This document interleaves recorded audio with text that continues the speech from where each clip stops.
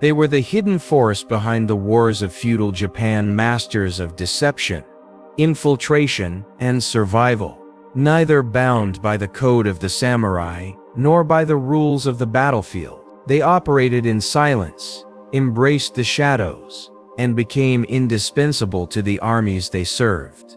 They were not born of nobility, they were born of necessity. This is the origin of the ninja, the shinobi warriors of feudal Japan. A nation in turmoil, Japan is deep in the Sengoku period, an age of continuous civil war. For over a century, powerful warlords have battled each other for dominance. Castles burn, alliances shift like wind, and the land is stained with the blood of both soldiers and civilians. In this brutal age of chaos, conventional armies led by noble samurai struggle to maintain order. But it is not the sword of the samurai that wins every battle. Sometimes the blade that changes the war is one unseen, held in the hand of a silent intruder, shinobi, the original name.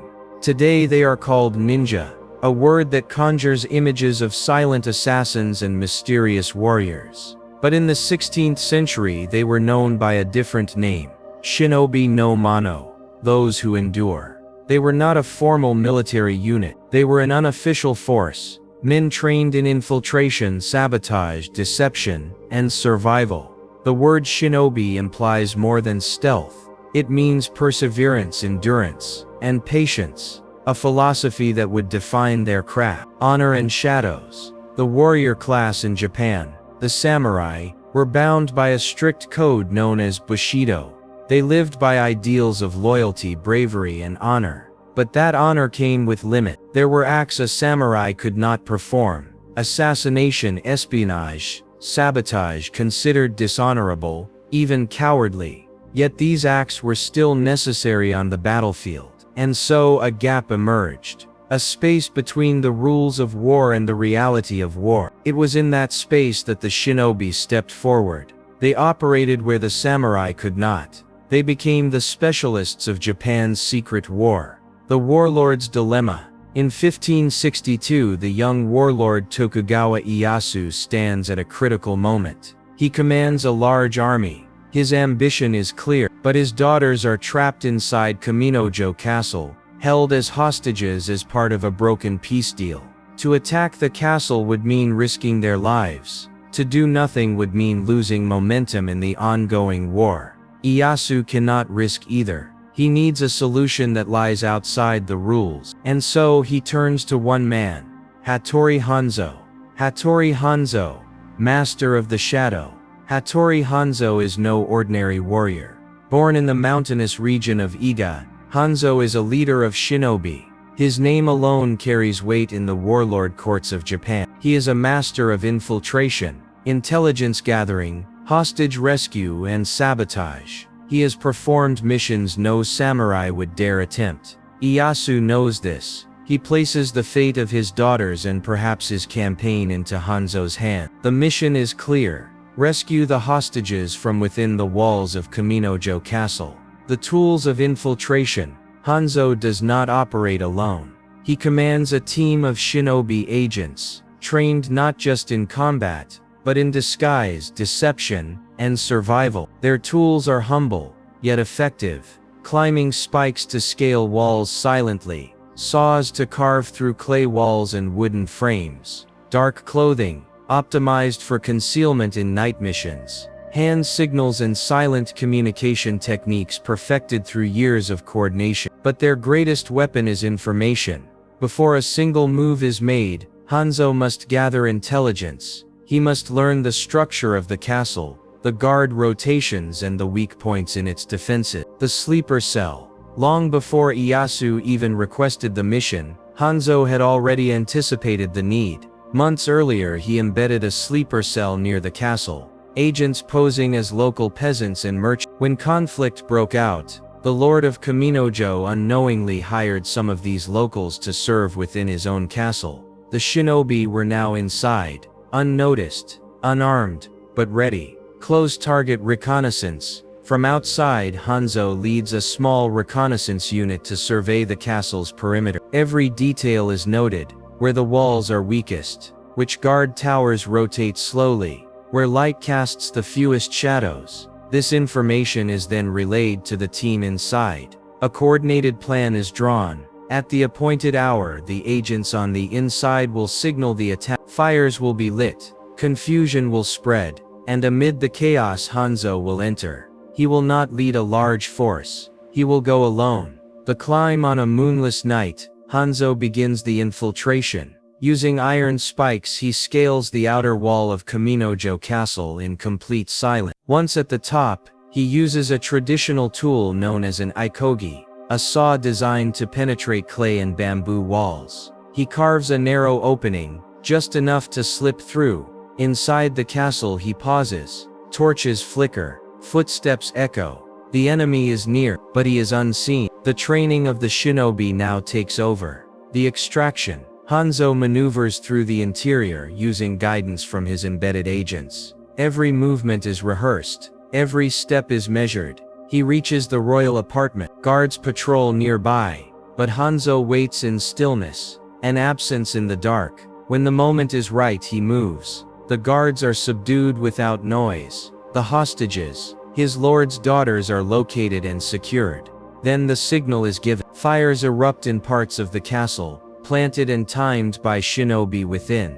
Panic ensues. The defenders rush to respond to the flames, and in that moment of confusion, Hanzo's external force breaches the gates. From both within and without, the assault unfolds. The mission succeeds. The hostages are freed. The enemy is overwhelmed, and Hattori Hanzo's name becomes legend. But the story of the shinobi is only beginning. There is a place, a hidden mist-covered land, where these shadow warriors were born, where the craft of deception, infiltration and survival was perfected. It is a land called Iga.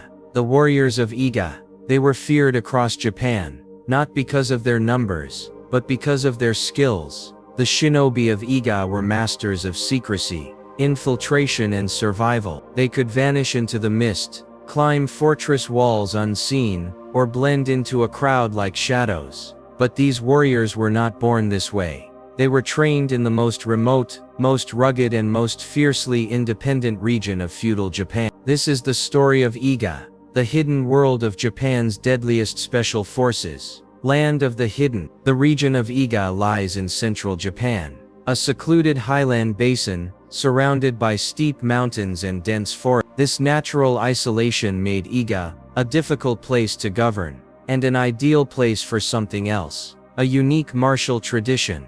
For centuries, the people of Iga lived outside the control of Japan's powerful warlords. They governed themselves through village councils and local alliances. The constant warfare that ravaged the rest of the country reached Iga only in fragments, enough to inspire caution, enough to breed survival.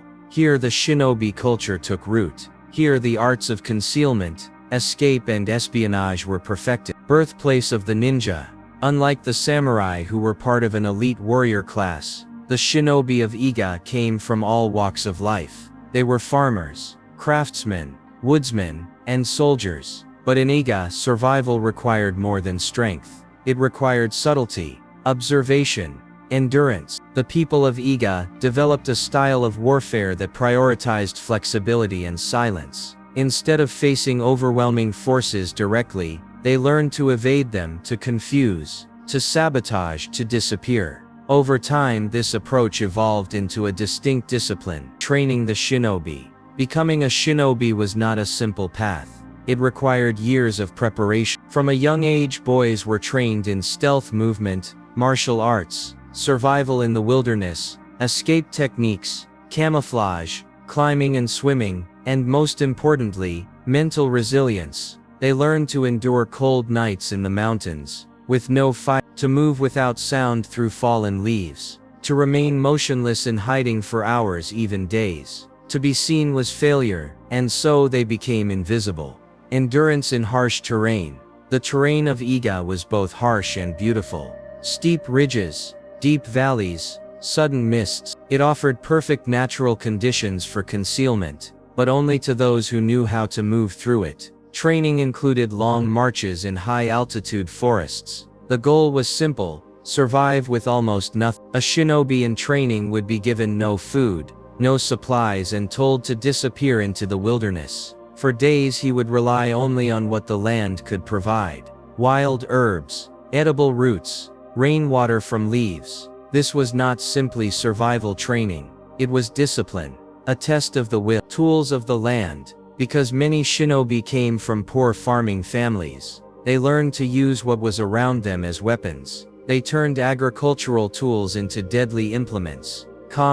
A sickle used for cutting grass, now wielded in close combat. Kunai, a gardening trowel sharpened and used for stabbing or climbing. Shuriken, steel darts thrown to distract or wound. Makibisha, small spikes scattered on the ground to slow pursuers. These tools were easy to conceal, easy to explain, and deadly in skilled hands. It was not the tool itself that mattered, it was how it was used. Camouflage and concealment. Blending into the natural world was essential to the shinobi. They studied the behavior of animals. They learned to track silently, to vanish into tree lines, and to read the movement of patrol. Their clothing was not the dramatic black uniform of modern fiction. Instead, they wore dull browns, grays, and muted greens, colors chosen to match the woods, fields, or villages they moved through. To walk unnoticed was a skill. To move without leaving a trace was an art. Even the soles of their footwear were adapted, soft-soled, allowing for near-silent footfalls. In the forests of Iga, the shinobi became part of the landscape. The mind of the ninja. Physical endurance was only one part of training. The mind had to be sharper than the blade. A shinobi was taught to embrace stillness, to empty the mind before an operation, to control emotion and suppress fear. They studied kujikiri, a series of hand gestures and mental recitations believed to focus energy and calm the spirit. Each gesture represented a concept: strength, healing, awareness, harmony, courage. This was not superstition. It was a form of mental conditioning. When a mission demanded total silence, total focus, and no hesitation, the shinobi turned inward. Faith and nature. The people of Iga practiced a form of spiritualism, closely tied to nature. Shintoism, the traditional religion of Japan, teaches harmony with the natural world. It sees divine presence in rivers, trees, mountains, and wind. This belief system suited the shinobi perfectly. To become one with nature, to disappear into it, was not only tactical, it was spiritual. The shinobi moved like the wind, fell like rain, stood like stone. They did not challenge nature, they became part of it. Shinobi philosophy. The life of a shinobi was not about glory or recognition. It was about service, secrecy, and effectiveness. They did not seek fame. In fact, being known was a failure. Their greatest triumphs were the ones no one heard of. The rescue that left no trace. The mission that avoided bloodshed. The operation completed in silence. The shinobi learned to let go of ego, of pride, of fear. They became instruments of the unseen. Iga's reputation grows. As word spread of successful shinobi missions across Japan, warlords took notice. More and more commanders sought agents from Iga to serve their cause. When a fortress had to be infiltrated, when a general had to be removed, when intelligence had to be gathered without alerting the enemy, there was only one name they called upon: the shinobi of Iga.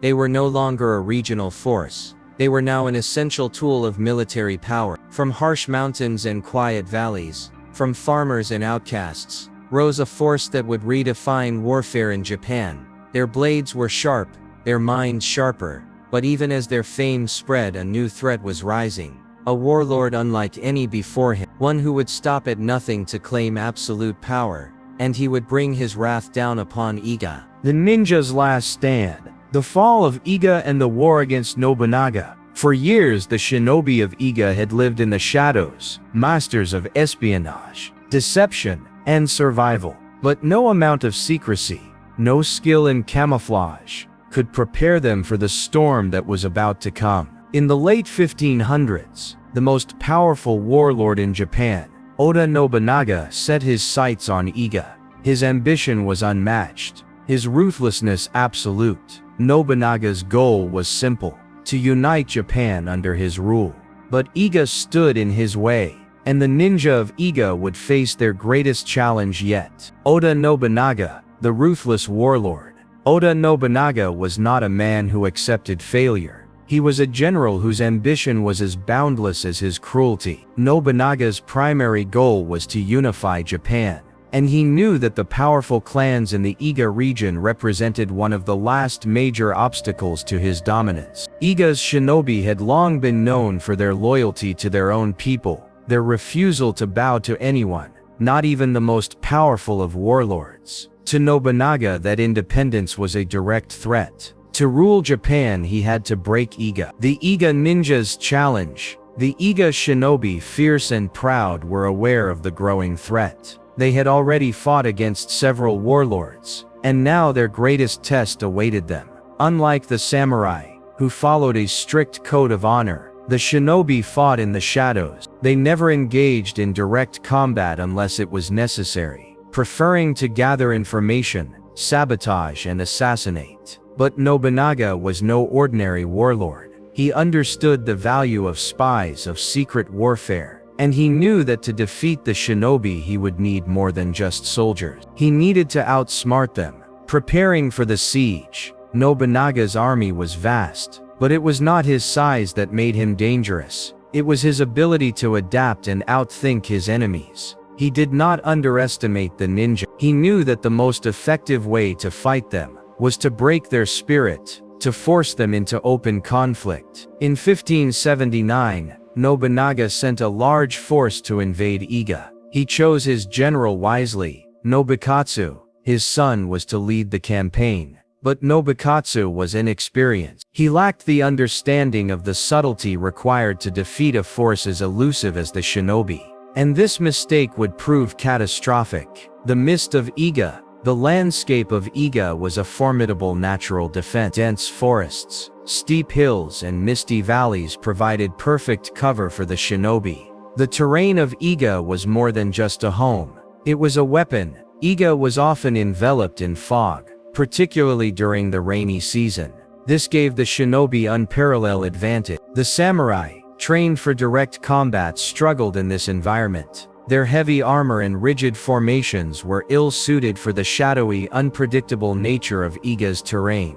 Nobunaga's forces did not account for this. They marched into unfamiliar land, relying on their strength rather than strategy. The ambush. On a foggy day in 1581, Nobunaga's forces began their march into the heart of Iga. They had no idea what awaited them. The shinobi had spent years preparing for this very moment. They knew the terrain better than any invading army. They knew where to strike, and when to vanish. Nobunaga's forces stumbled into narrow valleys where the shinobi had set up ambushes. Small groups of trained ninja hidden in the mist waiting for the perfect moment to attack. The samurai, accustomed to fighting in open battlefields, were ill-prepared for the tactics of the shinobi. They were attacked from all sides with no enemy in sight. Shinobi warriors used silent weapons, shuriken, poisoned darts, and smoke bombs to confuse and disrupt the invader. The battle was not fought in honor, it was fought in the shadows.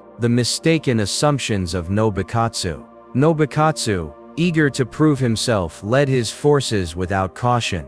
He believed that the shinobi would crumble before the might of his army, but he underestimated their ability to blend with the land, to strike where their enemy was weakest. As the battle raged on, it became clear the ninja were not to be defeated by conventional warfare. Despite the overwhelming numbers of Nobunaga's samurai, they were scattered, disoriented, and confused. The shinobi had mastered the art of psychological warfare, striking fear into the hearts of their enemies without ever facing them head-on. Nobukatsu, realizing that his army was not winning, ordered a direct assault on the heart of Iga. But his decision was too hasty. Without proper reconnaissance, without understanding the layout of the land, Nobukatsu's forces were easy prey. The samurai, desperate to find and eliminate the ninja, charged into narrow gorges and unmarked trails, only to find themselves ambushed again and again.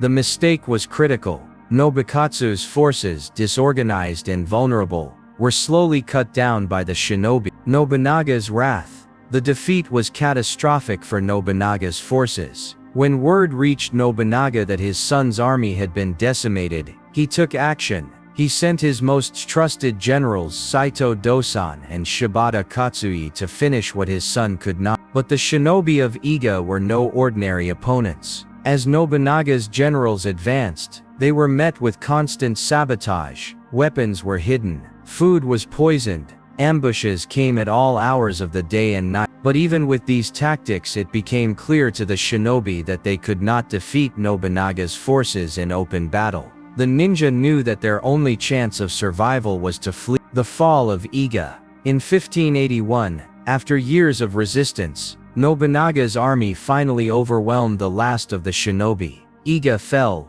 The villages of Iga were burned to the ground. The ninja were forced into hiding. The once proud land known for producing the most skilled and deadly warriors was now decimated. But even in defeat, the shinobi endured. They scattered across Japan seeking refuge in distant lands. They became mercenaries, offering their skills to whoever could pay for them. Iga, as it once was no more. The legacy of the shinobi. Though the physical heart of Iga had been destroyed, the legacy of the shinobi lived on. The tactics of the ninja, stealth, surprise, psychological warfare, would influence Japan for centuries to come. And even as the ninja faded from the battlefield, their skills were passed on, adapted and embraced by new generations of spies, assassins and soldiers. The fall of Iga marked the end of an era for the shinobi, but it also marked the beginning of a new chapter, one where their legacy would echo through history, from the battlefields of feudal Japan to the covert operations of modern military forces. The ninja may have vanished into the shadows, but their mark on history is indelible. For in the quiet darkness, their legacy lives on.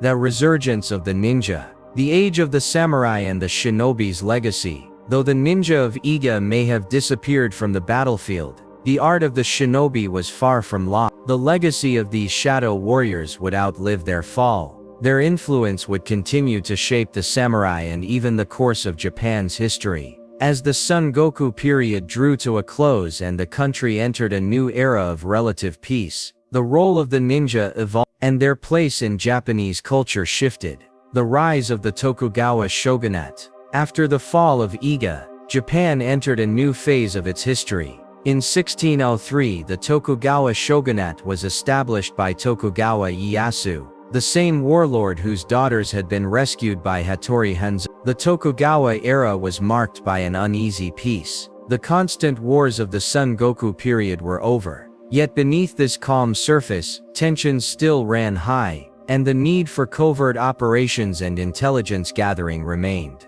The samurai were still Japan's elite warrior, but the methods of warfare had changed. As the Tokugawa shogunate consolidated its power, the art of the ninja evolved with it. The ninja as spies and assassins. With the rise of the Tokugawa shogunate, the need for unconventional warfare became clear. The era of open battles was over, but power struggles continued to simmer beneath the surface. The shogunate still faced threats from rivals and discontented factions. The samurai could no longer rely solely on brute strength to maintain control. Instead, they turned to more subtle means: espionage, subversion and covert assassination. The shinobi, once feared for their stealthy tactics on the battlefield, now found themselves in the role of spies and informants, gathering intelligence on rivals, plotting assassinations and eliminating enemies without the need for direct confrontation. The shadow of the ninja in the samurai world.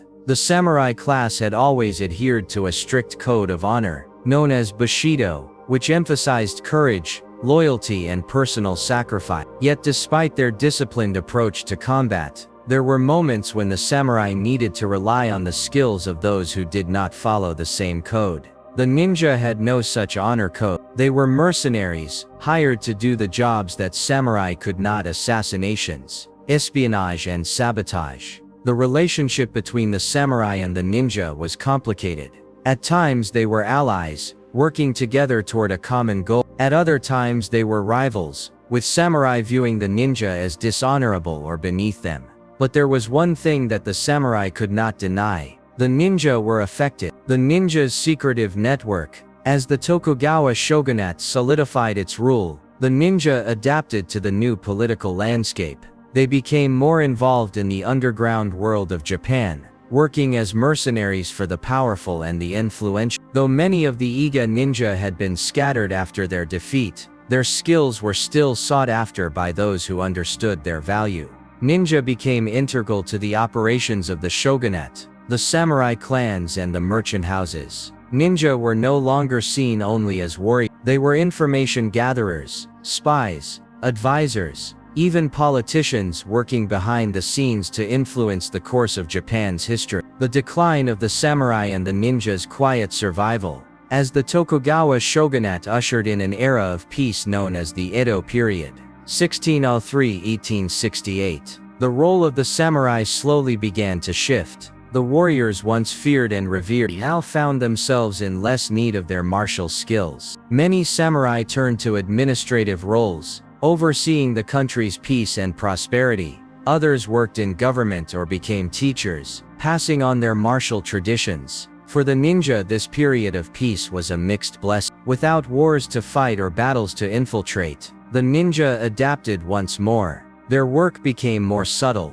their missions more discreet. They were no longer at the forefront of military campaign. Instead, they became involved in political intrigue, assassinations and intelligence gathering on a more clandestine level. The ninja's influence on Japan's martial traditions. Though the ninja's role had evolved, their legacy continued to influence Japan's martial tradition. The samurai may have been the face of feudal Japan, but the ninja's approach to warfare, stealth, precision, psychological manipulation was not easily forgotten. Over time, many aspects of ninjutsu, the techniques of the shinobi, were absorbed into other martial arts. Their influence spread through the practices of kenjutsu, swordsmanship, kyujutsu, archery and bojutsu, staff fighting. Even modern self-defense tactics draw from the stealth and deception techniques pioneered by the ninja. The ninja's myth and legend. As the centuries passed, the ninja were no longer just covert operatives.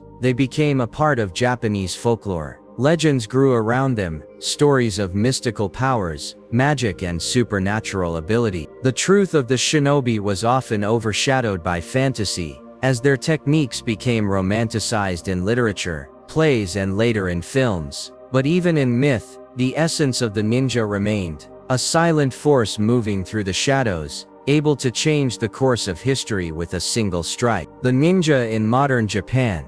In modern Japan, the legacy of the ninja is everywhere. From popular culture in anime, movies and video games, to martial arts schools dedicated to the study of ninjutsu, the ninja continue to captivate imagination. Today, the ninja is no longer a shadow on the battlefield, but their story lives on, timeless, resilient and full of intrigue. The ninja's enduring influence. The true legacy of the ninja lies not just in their historic role, but in the methods they pioneered, methods that are still used today by special forces and intelligence agencies across the globe. Their mastery of psychological warfare, surveillance and covert operations has influenced modern warfare that are still felt. The ninja were not just warriors, they were agents of change, masters of the unseen and a force that quietly shaped the course of history. Though their physical presence may have faded, their legacy is far from gone. For in the shadows the ninjas still move. The ninja's final shadows, the legacy beyond Japan. The world has changed. The age of the samurai has long passed, and the hidden warriors of Iga have faded into history. But the legacy of the ninja, the shadow warriors of feudal Japan, has endured. Though their physical presence may have disappeared from the battlefields of Japan, the techniques they pioneered continue to shape the world we live in today. The ninja's global impact. The story of the ninja did not end with the fall of Iga. Though their name and their art began to fade in feudal Japan, the techniques they developed continued to evolve and spread across the globe. As Japan opened up to the world during the Meiji period in the late 19th century, the West became more aware of the myth and reality of the ninja. In the 20th century, the ninja's shadow grew once more, but this time not on the battlefields of Japan, but in the hearts and minds of people around the world. The ninja in modern espionage. The art of ninjutsu, these secretive techniques of the shinobi found a new home in the world of modern espionage. As global conflict and intelligence operations grew throughout the 20th century, the methods once used by the ninja were adapted by intelligence agencies, special forces, and covert operatives worldwide. The core skills of the shinobi, stealth, surprise, infiltration, psychological warfare, became essential for military units like the CIA, MI6 and Navy SEALs. In the age of digital warfare, the ninja's emphasis on infiltration and covert intelligence gathering remained relevant. Ninja techniques in special forces. One of the most significant modern adaptations of ninjutsu is found in the training of special forces. Elite units like the Navy SEALs, ASAS and Delta Force have adopted techniques directly inspired by the ninja's ability to operate in silence and move unseen. Infiltration, moving undetected behind enemy lines. Surprise attacks, striking swiftly and with precision. Psychological operations, breaking the will of the enemy without firing a shot. The idea of blending in with the environment and leaving no trace is as crucial today as it was for the shinobi hundreds of years ago. The modern-day spy, soldier and assassin are all indebted to the ninja for these fundamental principles of covert operation. The ninja in popular culture. As the ninja's influence in the real world spread, their image began to evolve and take shape in popular culture. In the mid-20th century, the world became fascinated with the ninja, not just as covert warriors, but as superhuman figures capable of performing impossible feats. In Japanese cinema, the first ninja films appeared, featuring the ninja as mysterious, skilled assassins capable of incredible agility and speed. These films, such as The Black Ninja and Shinobi no Mano, helped cement the ninja's place in the public imagination. But it was in the West, in Hollywood, comic books and video games, that the modern ninja really took root. The rise of the ninja in Hollywood and beyond. In the 1980s, the ninja became a pop culture icon. Movies like Enter the Ninja and Ninja 3: The Domination brought the ninja's mystique to a global audience. In the 1990s, the Teenage Mutant Ninja Turtles became a cultural phenomenon, introducing the ninja to a new generation. Suddenly, the ninja was no longer just a shadowy figure of death. They were heroes, fighting for justice in the streets of New York City. The ninja's presence also spread into video games, where characters like Ryu Hayabusa in Ninja Gaiden and the characters of Assassin's Creed drew upon the ninja's iconic stealth and agility. But even as these depictions were exaggerated or fantastical, they carried with them the core principles of ninjutsu: silence, precision, and the ability to blend in with the environment. The ninja's influence on modern technology. The ninja were not just warriors, they were innovators. Many of the tools and weapons developed by the ninja, such as the shuriken and kunai, were designed for precision and efficiency. But the ninja's resourcefulness didn't stop there. Modern special forces and intelligence agencies continue to develop and use tools inspired by the ninja's adaptability. For example, smoke bombs, once used by the ninja to create distractions, are now a standard part of modern military operations. Night vision technology, which allows soldiers to operate in darkness, mirrors the ninja's ability to move unseen. Camouflage techniques used today by special forces are rooted in the ninja's ability to blend seamlessly into any environment. The ninja's fundamental ideas, adaptability, stealth, and precision,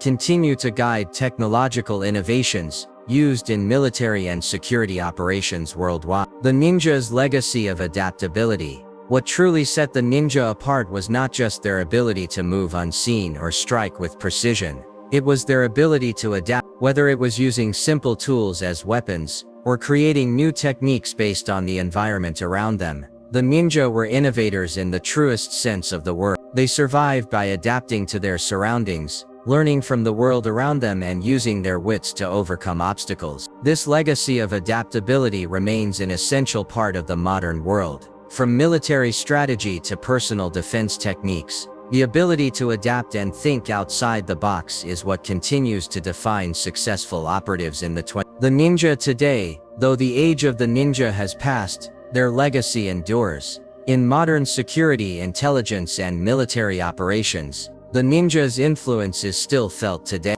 From the CIA to private military contractors, ninja-inspired techniques continue to inform how we gather intelligence, how we operate covertly, and how we achieve our objectives without being seen. The ninja's ability to thrive in the shadows remains as relevant as ever, and as long as there is a need for covert operations and unconventional warfare, the spirit of the ninja will live on. From the shadows of ancient Japan to the bright lights of modern cities, the ninja's legacy is far from over. Their skills, their methods, and their influence endure, reminding us that some forces in the world are best left unseen, but never forgotten.